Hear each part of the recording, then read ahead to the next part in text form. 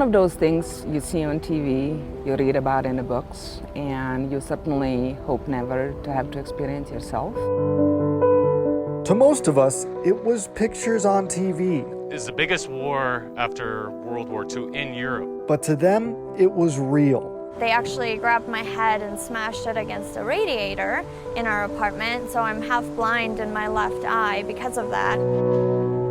One of the worst chapters in world history in recent memory. They were trying to kill us. The war in Bosnia. Yeah, it was genocide. They wanted the Bosnian Muslims off the face of the earth.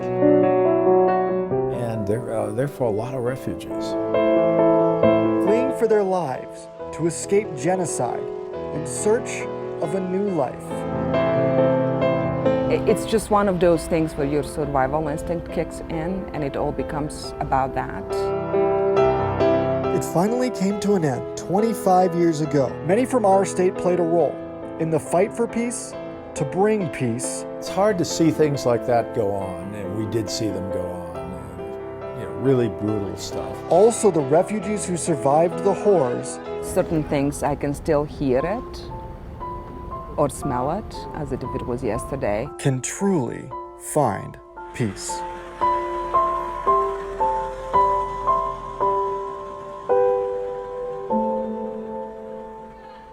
Good evening and thanks for joining us. I'm Sean Toll, coming to you from Lake Bled in Slovenia, country some people call the Colorado of Europe. Clearly a beautiful place that tourists can come and visit, but this is also a part of the former Yugoslavia, and back in 1991, they, along with Croatia, were the first to start the breakup and what would be a very dark time for the region. And while the fighting here was very minimal, the neighbors to the east were not so lucky.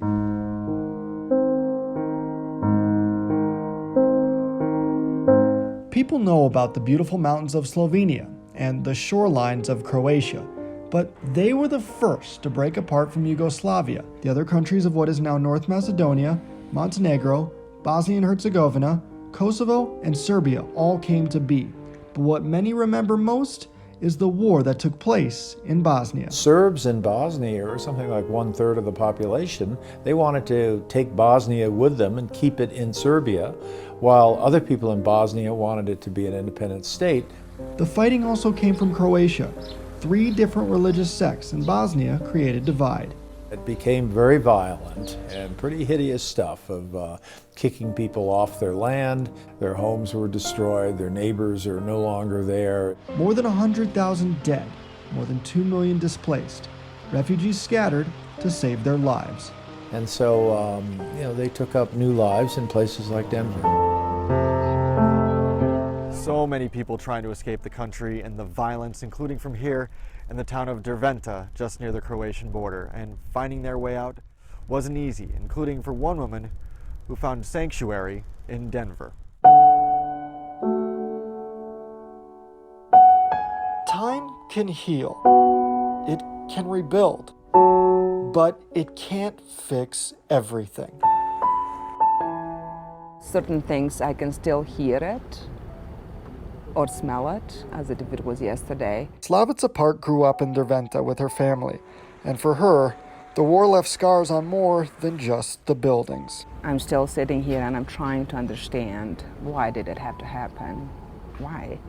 And I still don't understand that. She was 19 when the war started. Her parents living in Germany. She was living with her boyfriend and his mother, making a scary experience even more terrifying. Nights in a basement and during the day trying to have somewhat normal life, because the shootings would typically happen when it would get dark.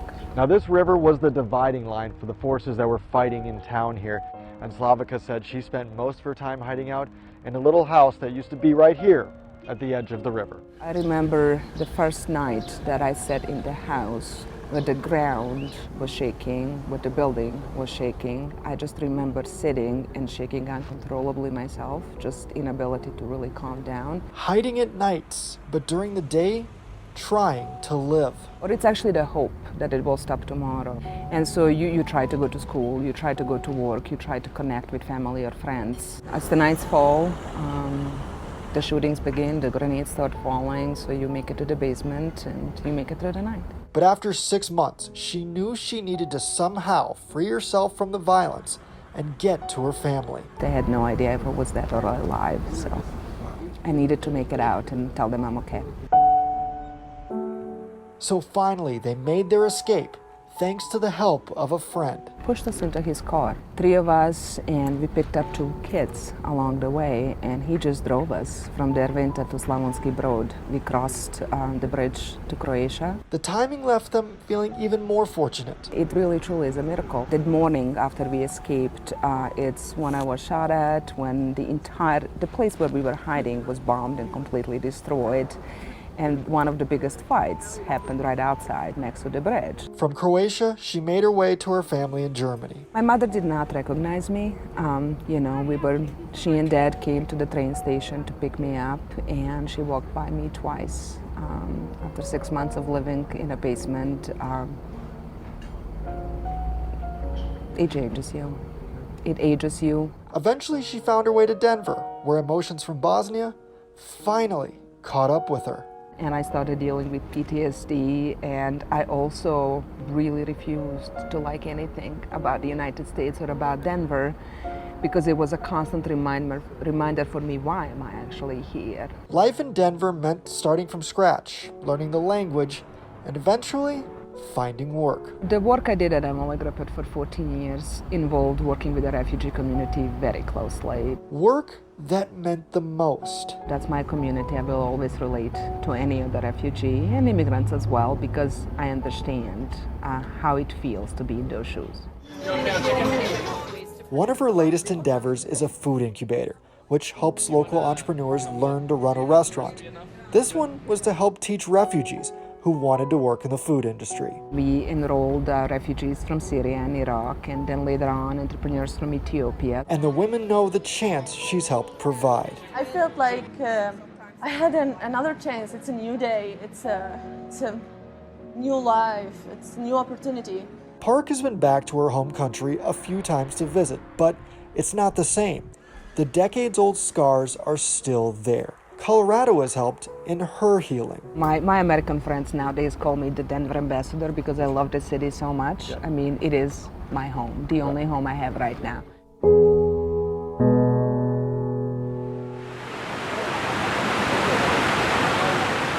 The sounds of peace flow through the Bosnian landscape.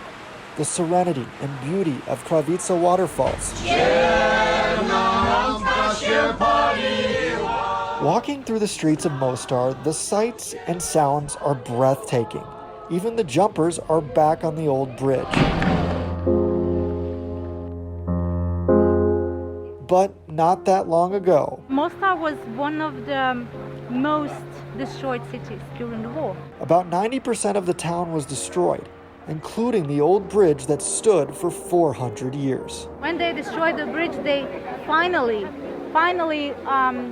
understood, okay, this is for real. They just wanted basically to ethnically cleanse this area of Bosniak people, which are mostly Muslims. My dad's side of the family is Muslim and my mom's is Eastern Orthodox. So it was extremely dangerous for us to stay there. Teja Merdanovic's family was a few hours north of Mostar in the town of Zenica. She was very young during the war, but it still sticks with her. We were living in an apartment complex during the war, and some military folks had come into the apartment, and they were trying to kill us, and they actually grabbed my head and smashed it against a radiator in our apartment, so I'm half blind in my left eye because of that. Partial blindness beats death, but that's not the only time her life was threatened as a child. Our building was bombed, and they weren't sure if we were going to be able to get out, and so my mom threw me out of our balcony to the people below us, and thankfully they caught me and I survived. The Merdanovic family knew they needed out. The war had started, and so we essentially had to be smuggled out of there. My dad went first, paid some smuggler to get him out. He made it to Munich, Germany. Then he knew he needed his wife and young Teja. A few months later, he paid the same man to smuggle them out. So the families just kind of pooled the money together, and we were the lucky ones to be able to leave. While the rest of the family remained in the war zone, they lived in Munich as refugees before their path brought them to Denver. We were just down on Emerson Street in an apartment, in the same apartment complex where their friends had been living. Her parents worked multiple jobs to make ends meet. Low-budget birthday parties at Washington Park became the norm, and growing up with other Bosnian refugee families was helpful. It definitely is, and a lot of those people, I grew up with. Some of the other norms in America were still rough. I used to be afraid of thunder or fireworks, tornado sirens here, things like that. So it was things that subconsciously I remembered, but not consciously. But it's created a life she never would have had before. I've been the first in my family to have the opportunity to go to college, so that's been really exciting, and being able to, build a life from that. A life she and her parents are extremely thankful for. So many stories about families fleeing to create new lives for themselves and their children. When we come back, You saw the damage that it took. Fighting for peace, the role a Colorado soldier played in helping Bosnia find peace.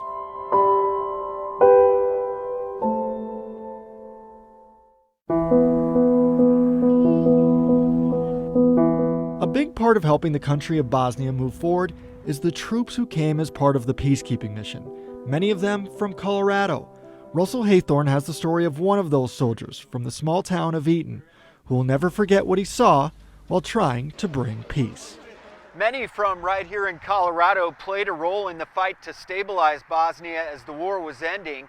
NATO got involved, and U.S. soldiers, like the one you're about to meet, took the lead in helping the Bosnian people recover. 22 years later, and nearly 6,000 miles from where that mission occurred. Nice focus. Life with 3 children of his own is much different now for retired Special Forces soldier Riley HAYTHORN. Every day you could hear some firing of shots. Riley and the 3rd Platoon of the 1st Armored Division of the U.S. Army landed in Bosnia in 1997, stationed outside Tuzla. I was shocked how beautiful it was there. The heat came, and it got really hot. The country was still reeling from the war, a conflict of unimaginable pain. It was genocide. And immeasurable casualties. It was the biggest war after World War II in Europe. 100,000 people lost their lives. American and British troops were almost always on heightened alert. You went to the shower, you wore all your gear, you took your weapons. It got serious. Our alert status went from here to all the way to the top. For Riley and many other young soldiers in his platoon, You saw the damage that it took. it was their first deployment overseas. That was my first eye-opener of how serious things could actually get. You had to be ready in 2 minutes to leave the gate, go outside the wire, see what was going on. And while the situation was volatile, the partnership between the troops and the Bosnian people was friendly, natural, and one of mutual respect. As far as the people there, they were the best. The ones that worked on the base, they'll do anything for you. They're just happy to have a job. Riley says the work ethic of the Bosnian people was incredible, in particular the farmers who worked much of the land by hand. And it was crazy just watching them work outside the gate. They were great people. And although rebuilding came slowly, Just nobody was building anything. The roads were a mess. stabilization came relatively quickly, a mission that soldiers like Riley will never forget. It's a brotherhood. You meet people of all walks of life. A region of the world he'd someday like to revisit. Bosnia, sure, absolutely. It is amazing. I think about it every day. And it wasn't just the Colorado soldiers helping with the peacekeeping efforts. After the break, the former DU professor who helped broker the deal to end the fighting.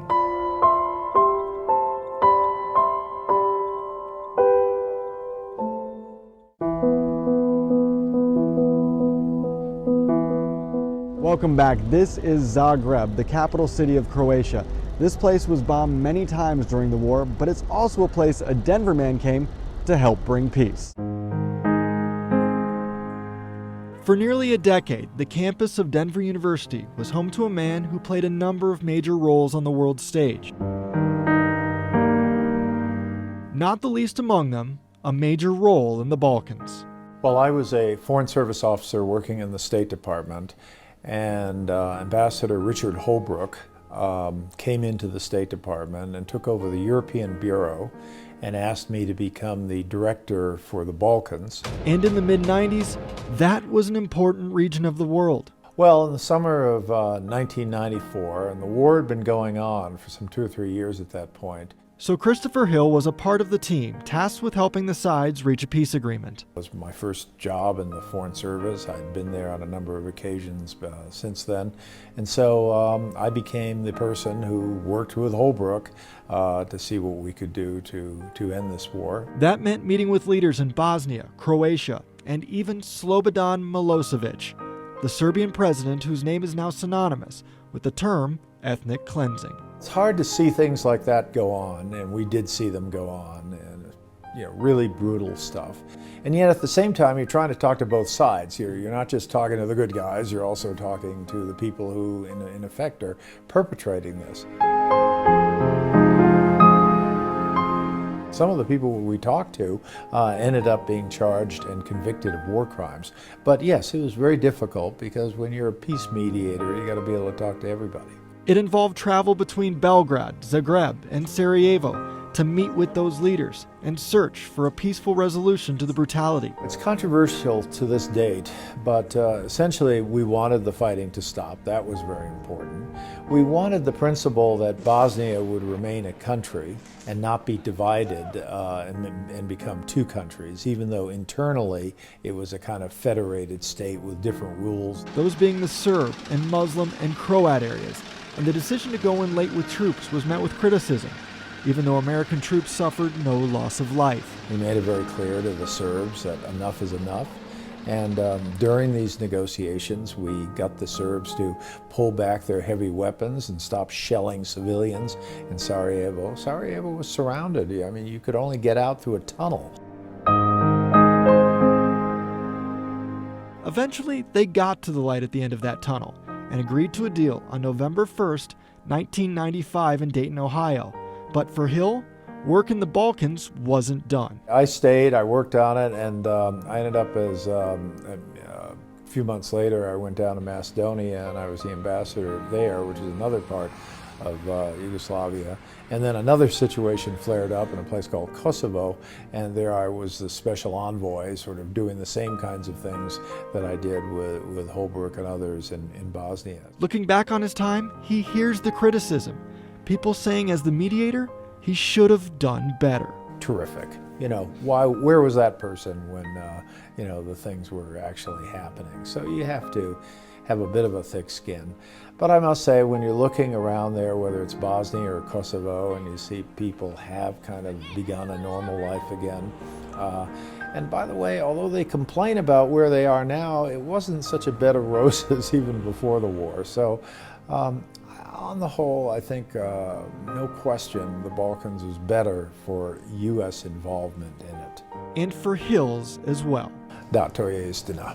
And that means? That's true.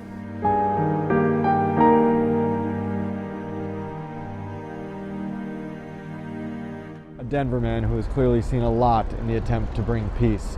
Now, here in the Serbian capital of Belgrade, there was no damage from the war between them and the Croats and the Bosnians, and they've been doing a lot since then to ease the tensions.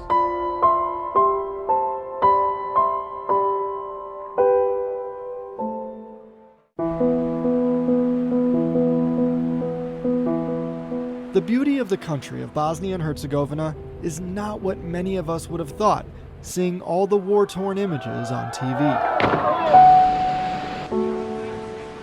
It's incredibly beautiful country, nature-wise. Mountains, rivers, creeks, rafting, hiking, you name it. But the beauty can't disguise its past, even as they look to the future. I don't look at my country only as in we were in a goddamn war, there is a whole lot more to it, for me. And seeing where the country is now, for those who remember what it was, is tough. Fortunately, we're not shooting each other anymore, so there is peace. And that is the part that is still extremely painful for me, to see that division actually becoming deeper and deeper rather than being healed over the course of time, and the new generations being born into that divide. It's almost like mourning a loss of country again. It's not just the divide creating issues. You have so many young families, young people leaving the country, and information that I've got is in the last 2 or 3 years, over 60,000 young people left the country just in pursuing a better life. While those like Slavica Park have been back, it's been hard to revisit. A lot of bad things happened to me there, and so it's hard to go there and walk by those places. What I've seen somebody shot, what I've seen building collapsing, it's hard to walk by that and not still be brought back to it. Whereas Taya hasn't seen her birth home as an adult. COVID prevented that from happening this year, but she does hope to see it soon, as well as those family members she hasn't seen in person in decades. You can definitely see my family. There's a couple areas of the city that I remember vividly from visiting. Because they all want the world to learn from the tragedies here and move forward despite the differences. Because at one point, this whole area was part of one much bigger country. Even Croatia is still my country. Slovenia is still, I mean, to me, all of it that I still see as a part of my home country. And so just even going, and then you take it to Bosnia, and I'm like, how? Why? Just simply why, you know, the question I've been struggling with all of these years and still don't have the answer to. Perhaps no one truly ever will. Clearly a lot has changed in the Balkans over the past few decades, with Colorado playing a role in bringing peace and peace of mind. And those who live through those struggles hope the beauty of this region can outshine those dark times. Reporting in Derventa, Bosnia and Herzegovina, I'm Sean TOWLE. Thanks for joining us.